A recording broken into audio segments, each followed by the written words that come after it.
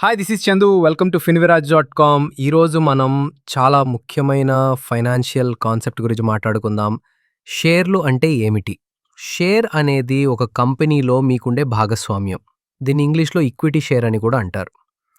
మీరు ఒక company share కొనుగోలు చేసినప్పుడు, ఆ కంపెనీలో మీరు పార్ట్నర్ అవుతారు. ఉదాహరణకు రిలయన్స్ ఇండస్ట్రీస్ లాంటి పెద్ద కంపెనీ మొత్తం 100,00,00,000 షేర్లుగా విభజించబడి ఉంటుంది. మీరు అందులో నోటు షేర్లు కొంటే, ఆ కంపెనీలో మీకు చాలా చిన్న శాతం యాజమాన్యం వస్తుంది. కానీ, ఆ యాజమాన్యం మీకు కొన్ని ముఖ్యమైన హక్కులిస్తుంది. మొదటిది, కంపెనీ లాభాలలో భాగస్వామ్యం. కంపెనీ డివిడెండ్ ప్రకటిస్తే, మీ షేర్ల సంఖ్యకు అనుగుణంగా మీకు డబ్బొస్తుంది. రెండవది, కంపెనీ వృద్ధిలో పాల్గొనే అవకాశం.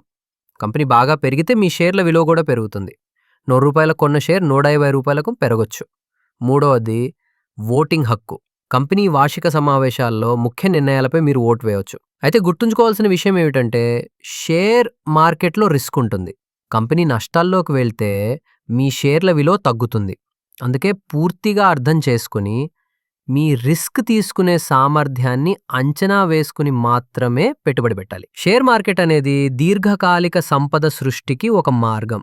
కానీ అది సరైన విజ్ఞానం, సహనం మరియు క్రమశిక్షణతో మాత్రమే సాధ్యమవుతుంది. మరిన్ని ఫైనాన్షియల్ కాన్సెప్ట్స్ కోసం సబ్స్క్రైబ్